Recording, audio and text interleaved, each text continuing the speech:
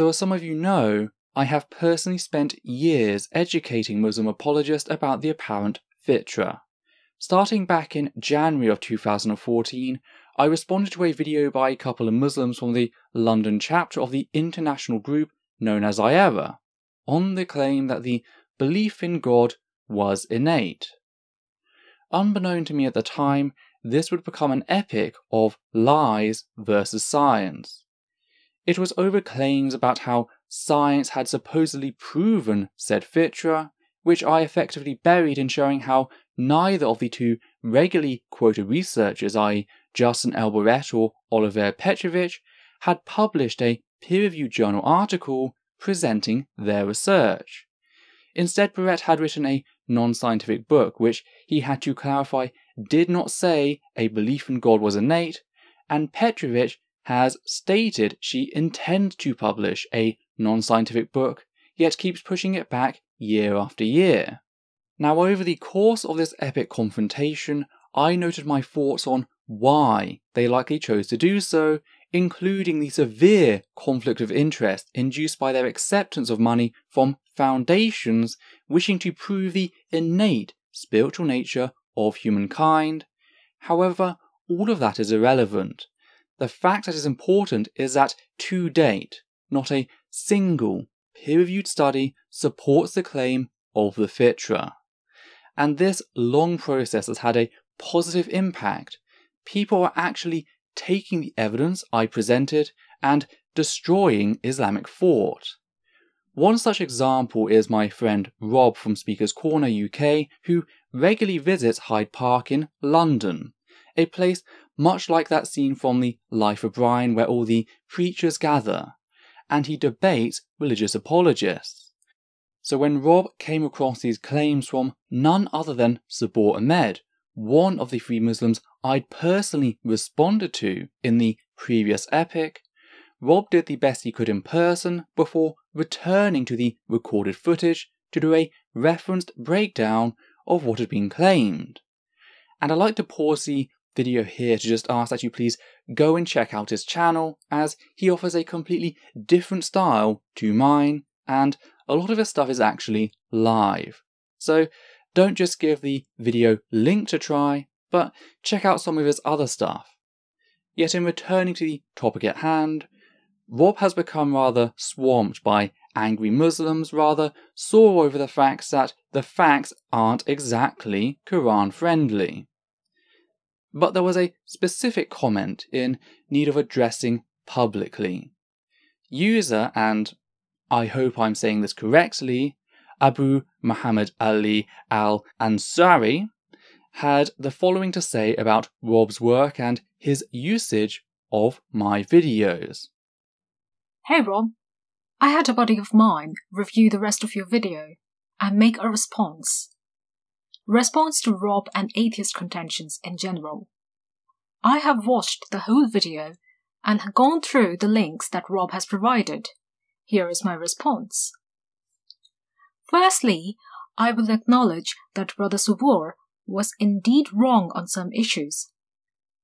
But, despite that, the main theme of his arguments remained unrefuted. That is, belief in God is innate. Before I provide a breakdown of his arguments, there are three things that need to be kept in mind. Since the topic of discussion was that belief in God is innate, I will restrict myself to only those arguments which are relevant to the topic. Secondly, I am going to be comparing and weighing arguments from both sides and categorizing them on the basis of their epistemic weight. Thirdly, I will point out logical fallacies where possible. Coming to the breakdown. The claim was that belief in God is innate, and that atheism is an acquired position. The evidence provided has two studies, one by Dr. Oliver Petrovich and the second by Justin Barrett, along with a Pew research on religiosity after the fall of Soviet Union. In the case of Dr. Oliver Petrovich, since the study is not out yet, therefore it is impossible to comment on it or use it as an argument. All we have is the word of Dr. Petrovich, which I feel is an argument from authority. However, for the very same reason, I cannot accept the so-called critique that Rob has provided. He provided a link to an atheist blog as well as a small clip from Essence of Thought. Both the critiques done by Essence of Thought and by the atheist blogger don't qualify as an argument for two reasons. Firstly, because none of them have actually read the works of Dr. Petrovich since it isn't out yet. Secondly, they haven't actually presented any evidences or arguments against it, but rather only provided speculations and opinions on possible mistakes that Dr. Oliveira may or may not have made. Furthermore, even if I'm going to be charitable and accept their criticisms on face value, then it would make more sense for me to prefer Dr. Oliveira Petrovich's word over that of theirs by virtue of the fact that she qualifies as an actual authority while they don't.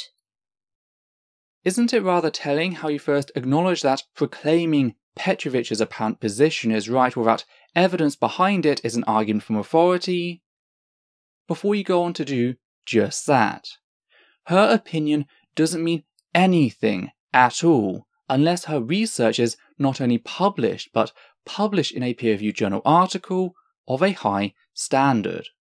Now, you mentioned that my critiques don't really amount to an argument since I have never read the phantom paper members of IERA have claimed to have read in the past, even though it has never been published, ignoring the fact that this is my critique. They haven't read anything besides a few blog posts written by a random Australian bloke reporting on apparent preliminary results presented at a conference. That's it.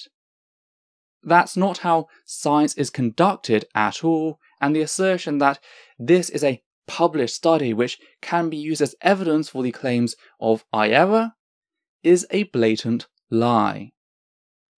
That's the only argument I need, and it's fatal for both you and your IERA chums. As for the second point, noting my speculations, I assume you are referring to the fact that even if Petrovich finally publishes her non-peer-reviewed book, that still won't act as actual scientific evidence. The reason I say that is because, unlike you, I understand that the foundation for modern science, among various other things, is the peer review process. Now, it may not be a perfect system, but it at least ensures accountability, which a non-peer-reviewed book lacks entirely.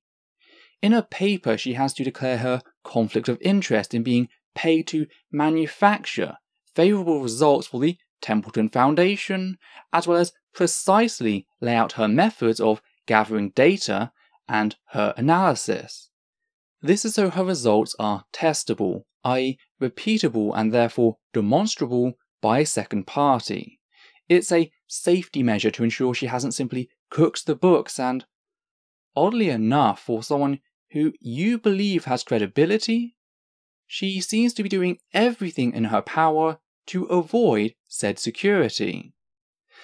That doesn't exactly breed confidence, and it certainly is not science. As far as Justin Barrett's research is concerned, while it may not be peer-reviewed, it still cannot be dismissed so casually as Rob has done. The refutations that Rob has provided simply don't qualify as arguments. They're ad hominem attacks. In fact, even in the link that he provides, A.C. Grayling doesn't provide a single shred of evidence, nor does he address the research itself. Rather, he directly attacks Justin Barrett's intentions and that of his sponsors, and Rob takes the same approach. He does the same thing with Michael Ruse in the links that he has provided. But since that is not relevant to the topic, I will not comment on it any further. Do you want to know what's most funny about this? Sure, Rob did quote A.C. Grayling, but that was only before he then went on to quote Justin L. Barrett, stating, and I do quote again, "Had Grayling attended the seminar as Brown did, or read my book, Why Would Anyone Believe in God?, he would know that I do not say that religion is hardwired or innate. Rather, that children have propensities to believe in God because of how their minds naturally work. In layman's terms, children are more likely to believe the fanciful claims adults make without question." But the author of this response completely glosses over this admission by Barrett himself, who, like Petrovich, never published his work in a scientific medium, such as a peer-reviewed journal article. Instead, they chose to publish a non-peer-reviewed book to avoid the scientific safety checks in place to ensure that bad science is caught prior to publishing. The call-out they got from Grayling was minuscule compared to what would have happened if it had been peer-reviewed. Had they failed to declare their sponsors or been found to be cooking the numbers when they declared their results, they'd have been academically destroyed, especially since he received grants from the exact same organisation as Petrovich. Now, you claim that noting these facts are merely ad hominems, when no. Really, it's called defending the foundational principles of science that have in many fields protected the lives of millions. If anyone can pay to affect science, progress goes out the window for profit. So it is you who needs to study science as a method. And what do you know? Rob provides just the resource for you created by an actual doctor, aka Dr. Kristi Winters, explaining to Hamza Tzortzis and the rest of IERA why the peer review process is so vital to modern science. She notes that whilst scientists can publish in non-peer-reviewed books, that's purely entertainment and cannot be classed as actual science. Rob provided 3 links that offer naturalistic explanations for the instinct of religion in an attempt to explain away God. One of them is a peer-reviewed article by Visala and David Leech. The irony is that every single one of them consider religiosity to be the natural disposition of man. The only difference is that instead of attributing it to a supernatural cause, they instead offer naturalistic explanations, however. That is beside the point. The point is that all the evidence we have, which includes peer-reviewed studies conducted by atheists, suggest that theism is the default position of man. And can you give me one of said studies? Because the one both you and Rob linked, A, isn't a research paper, and B, did not state what you just stated as a conclusion. The article, titled Naturalistic Explanations for Religious Belief, is a review of the available literature from a philosophical, not scientific perspective. It discusses the theological implications of religion being evolved rather than the result of humankind's divine relationship with the supernatural. It does note the position of people such as Barrett, i.e., how the tendency to form religious beliefs appears to be universal. Note the tendency to form bit as universal, not the actual belief, which rules out innate by any stretch of the term. Simply put, people seem to have the disposition to create fictitious explanations of things they don't yet understand. Not they are born with said beliefs. But that's not the only environmental factor. Sure, religion is common, and that's a fact. But why? Well, for a start, we can look back at the history and see how atheists were treated, as maybe, just maybe, that will shed some light on things. It's called social environmental pressures. Subservient children pick up their cultural beliefs as they're indoctrinated far quicker. They're less likely to question said beliefs, and as a result are less likely to be executed for apostasy. Meanwhile, people who were too skeptical and questioned religion were often shunned or executed. This was not because they lacked some innate belief, but because of secondary traits which meant said belief was never internalized via indoctrination. They were indoctrination resistant and paid the high price. That was unless they were smart and learned how to keep their mouths shut and question things in secret, giving us the classical atheist which knew their place and Christians and Muslims never seemed to stop praising. Then the new atheist moved in and destroyed your claims. Only this time, you couldn't shut us up via violence.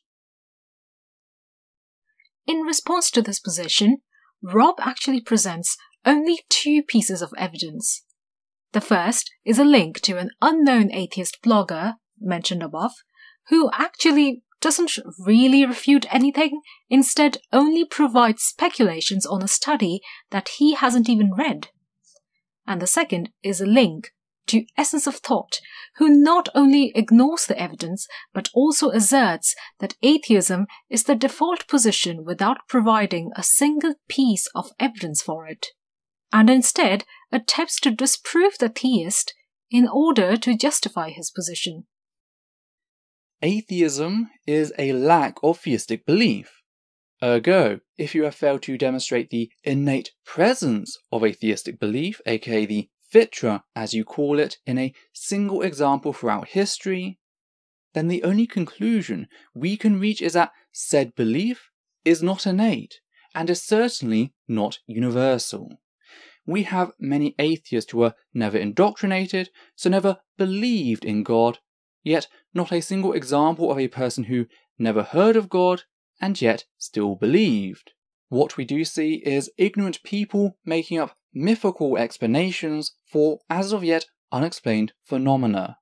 But again, that's not innate but rather created later in life. Also, I do supply the example of the Pirahã people who not only lack any belief in God, but words or language to describe what we'd consider to be a god or gods. So I did supply further evidence against your position, even though it wasn't required. Lastly, I have only two things to add. First, the Pew Research that Subboor was talking about does indeed mention that after the fall of the Soviet Union, religiosity increased, even though church adherence did not increase at a commensurate rate. So what? That doesn't show that belief is innate, merely that people hide their beliefs or lack thereof when they're threatened with violence. See what I said earlier? Religion was also a confusing topic when it came to the USSR, since Stalin didn't abolish the church at first, yet reformed it.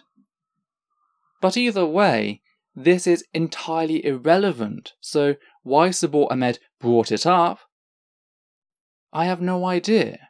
What relevance does the belief of adults have to do with a supposedly innate belief in children?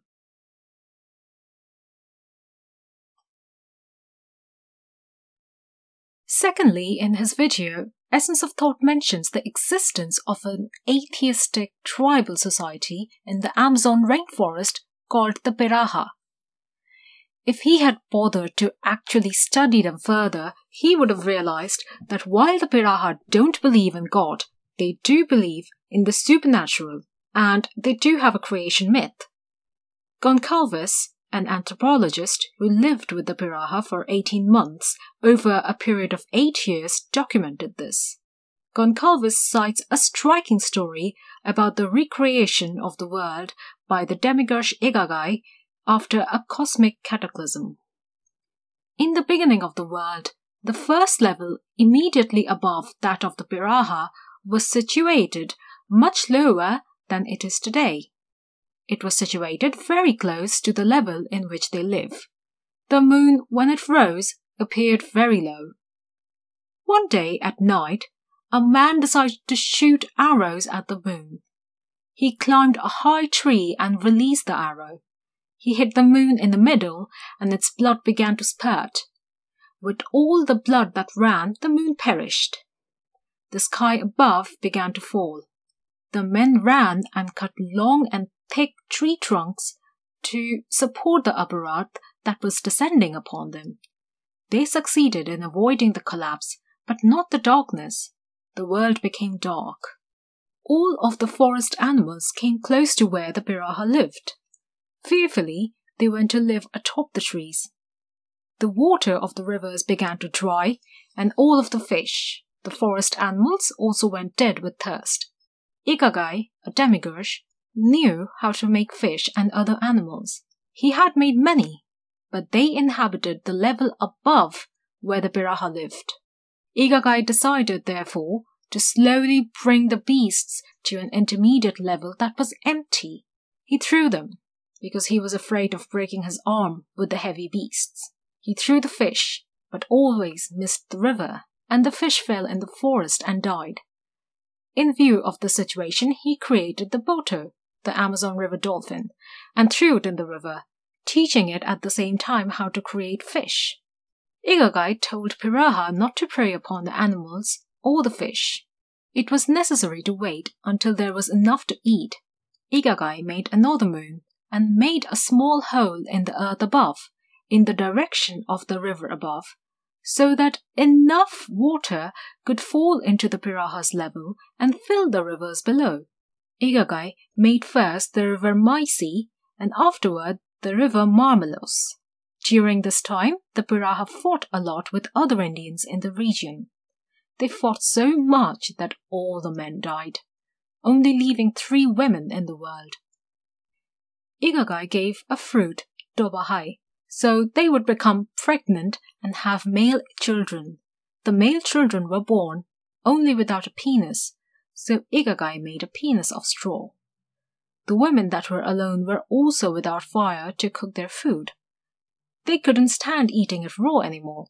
One day they cried until Igagai heard them and sent fire. Funny, you attempt to mock me by stating if he had bothered to actually study them further, he would have realized that while the Pirahã people don't believe in God, they do indeed believe in the supernatural and they do have a creation myth. Which, first of all, I thought we were specifically talking about a belief in God, aka the Fitra, and second, it's a bad thing that you didn't take your own damn advice. You linked to an article critiquing Daniel Everett, the specialist I referred to who had lived with the Pirahã people for 30 years. In that article, they referenced a Portuguese linguist, Dr. Marco Antonio Goncalves, who had purportedly recorded the text you presented. Thing is, Everett was a little shocked and so decided to contact Dr. Marco. Here's what followed. I was puzzled by the text they cite in their article, since there is in fact no text like it in Pirahã. Therefore, I wrote to the person they credit with collecting the text, Dr. Marco Antonio Goncalves. As his reply to me makes clear, this is not a text at all, but a piecing together of various ideas by Goncalves himself, based on his own understanding of Pirahã beliefs. No Pirahã has ever uttered such a discourse. Here is what he says about it. The text they cite is a translation from Portuguese to English. In none of my works do I cite text in Pirahã, but only phrases, words and concepts, but never a complete text. I make it clear in my thesis and in my book that I never collected an origin myth as a mythic narrative.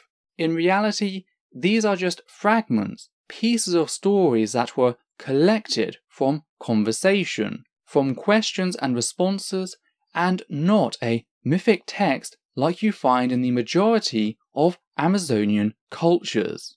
I also say that I established the text called mythic because it is essentially very Amazonian, with a wide penetration and diffusion throughout the entire region. I also say, and always say, that it was very difficult to collect myths among the Pirahãs, and that the myths are not important to them.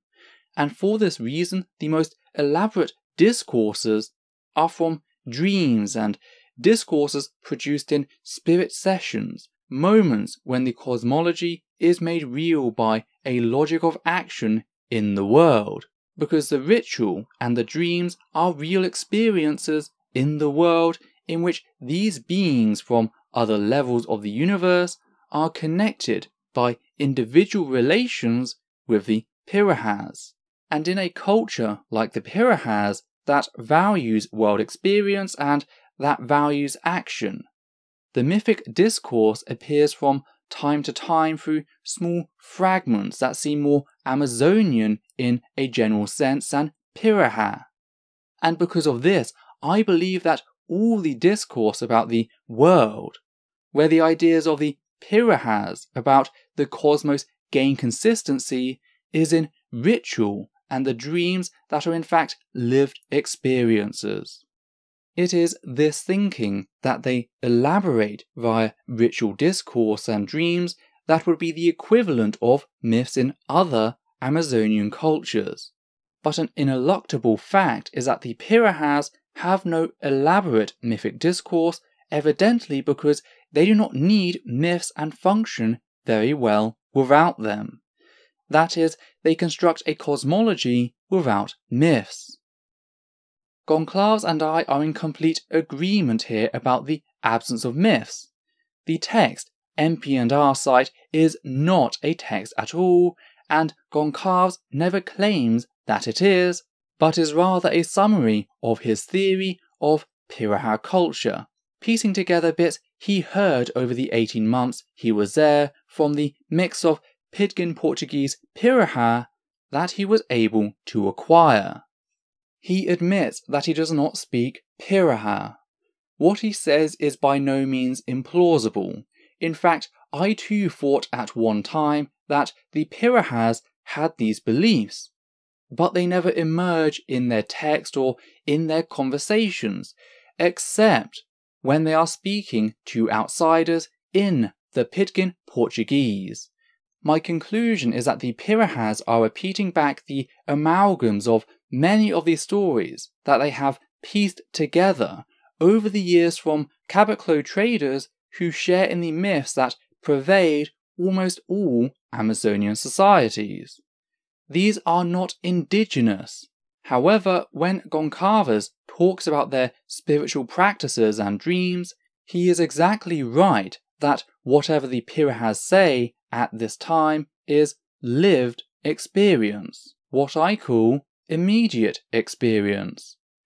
So there is absolutely no contradiction here, and overall Goncalves and I are saying nearly the same thing.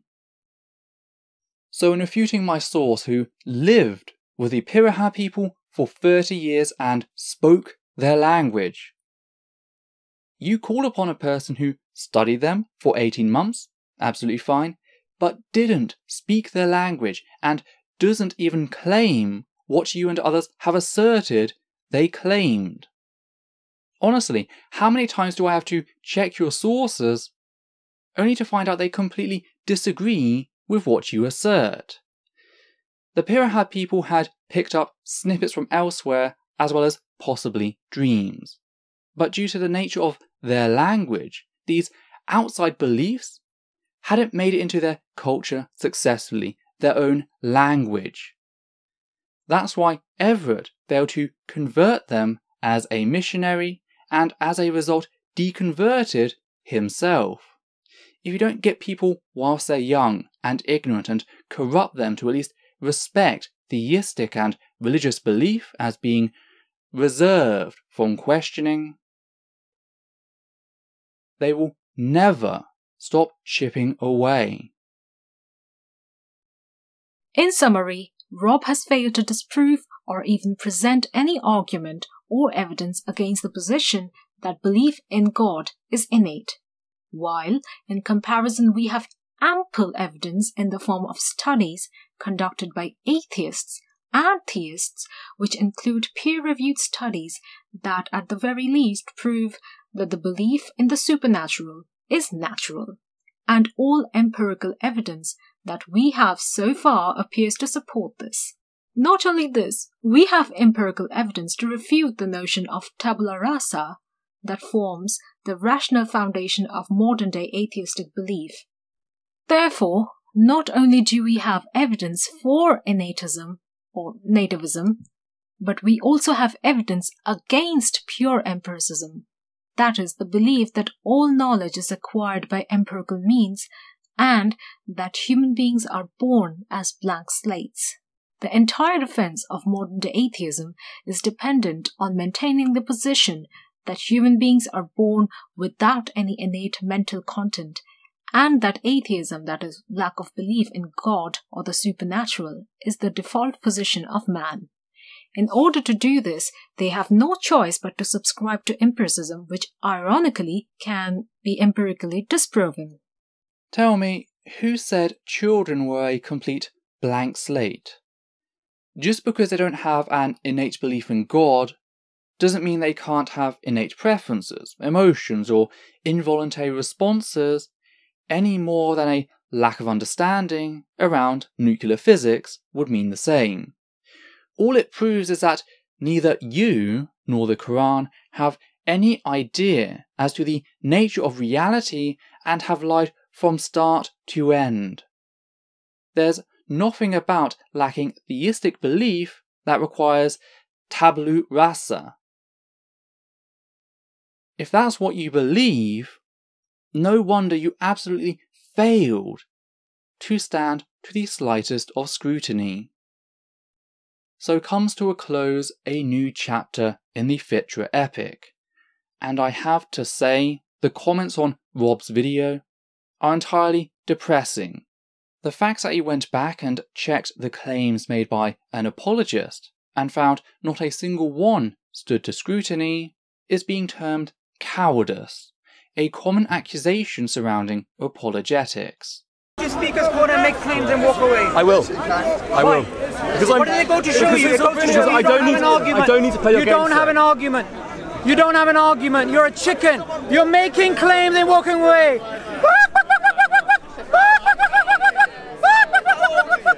It shows you atheists. How old are you? Fact is, it's through this sort of review that arguments are actually fought over and won. Referenced discussion will always offer superior clarity compared to the obscured sophistry. And until Muslims understand that fact and step up, they are doomed to nothing but an eternity of absolute failure. They call others chicken for not wanting to get into a yelling match with no evidence, whilst refusing to talk to me after I accepted their debate challenge. Honestly, Islam doesn't have a hope for the future.